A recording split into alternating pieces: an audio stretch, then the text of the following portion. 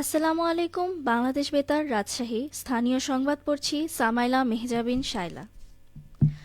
নওগাঁয় জেলা উন্নয়ন সমন্বয় কমিটির মাসিক সভা অনুষ্ঠিত হয়েছে। আজ সকালে জেলা প্রশাসকের সম্মেলন কক্ষে অনুষ্ঠিত সভায় সভাপতিত্ব করেন জেলা প্রশাসক মোহাম্মদ আব্দুল আওয়াল। সভায় জেলার বিভিন্ন সরকারি উন্নয়ন কর্মকাণ্ডের অগ্রগতি তুলে ধরে পরবর্তী করণীয় নির্ধারণ করা হয়। এছাড়া নওগাঁ পৌরসভার গুরুত্বপূর্ণ রাস্তাগুলোর সংস্কার কাজ দ্রুত সম্পন্ন করতে তাগিদ দেওয়া হয়। সভায় অতিরিক্ত জেলা প্রশাসক সাদিয়া আফরিন ও বিভিন্ন সরকারি দপ্তরের কর্মকর্তাসহ অন্যান্য সদস্যগণ উপস্থিত ছিলেন।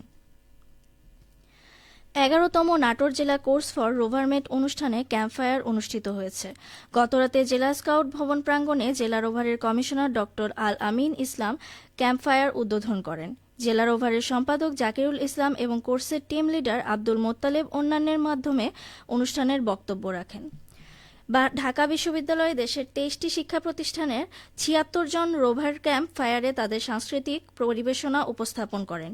এর মধ্যে জুলাই গণঅভ্যুত্থানের শহীদ আবু সাঈদকে নিয়ে নাটিকা, বাল্যবিবাহ রোধের স্কাউটসের ভূমিকা শীর্ষক নাটিকা এবং 5টি টিমের কোরাস গান ও নাচ দর্শকদের মুগ্ধ করে।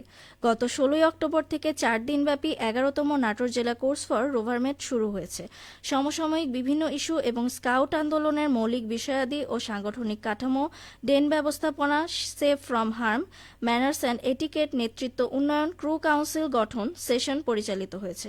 রোভারের সদস্যবৃন্দ নাটোরের রানী ভবানী রাজবাড়ী এবং উত্তরা গণভবন পরিদর্শন করেন। আজ সনদপত্র বিতরণের মাধ্যমে রোভারমেট কোর্স শেষ হয়েছে।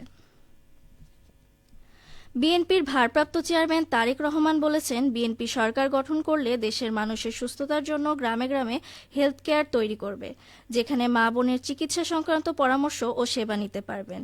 বগুড়ায় বিনামূল্যে এক চিকিৎসা ক্যাম্পের অনুষ্ঠানে প্রধান অতিথির বক্তব্যে তিনি এসব কথা বলেন।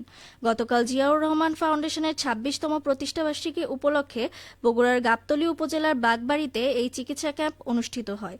অনুষ্ঠানের প্রধান অতিথি হিসেবে ভার্চুয়ালি উপস্থিত ছিলেন বিএনপির ভারপ্রাপ্ত চেয়ারম্যান ও জিয়াউর রহমান ফাউন্ডেশনের প্রেসিডেন্ট তারেক রহমান।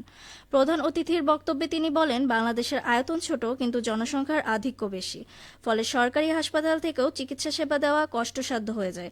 এজন্য কিছু পরিকল্পনা গ্রহণ করা দরকার। বিএনপি যদি সরকার গঠন করে তাহলে এলাকাভিত্তিক হেলথ কেয়ার তৈরি করা হবে। সিরাজগঞ্জের আউশ মৌসুমে নতুন আশার আলো দেখাচ্ছে বাংলাদেশ পরমাণু কৃষি গবেষণা ইনস্টিটিউটের উদ্ভাবিত 19, বিনা 19 ও বিনা 21 জাতের ধান।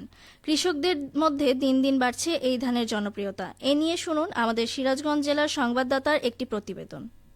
উঁচু অংশে বর্ষা মৌসুমে প্রতি বছরেই আউশের ব্যাপক আবাদ হয়। স্থানীয় জাতের আউশ ধান প্রাকৃতিক কারণে ক্ষতিগ্রস্ত হয়। কৃষকেরা বহু বছর ধরেই ভুগছিলেন কম ফলনের দুশ্চিন্তায়। এই পরিস্থিতি বদলাতে বাংলাদেশ পরমাণু কৃষি গবেষণা ইনস্টিটিউট উদ্ভাবন করেছে বিনা 19 ও বিনা 21 জাতের আউশ ধান। মাত্র 90 থেকে 105 দিনের মধ্যেই কাটা যায় এ ধান, বলছিলেন বিনার প্রধান বৈজ্ঞানিক কর্মকর্তা ডক্টর ফাহমিনা ইয়াসমিন।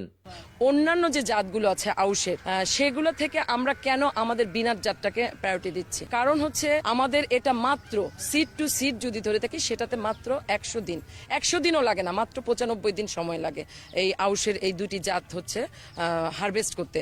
মাঠ দিবসে এসে বাংলাদেশ পরমাণু কৃষি গবেষণা ইনস্টিটিউটের ঈশ্বরদী উপকেন্দ্রের প্রধান বৈজ্ঞানিক কর্মকর্তা ফেরদৌস ইকবাল বলেন, বিনা 19 আর বিনা 21 ধান তৈরি হয়েছে এমন ভাবে যাতে খুব অল্প সময়ে কৃষক ভালো ফলন পায়।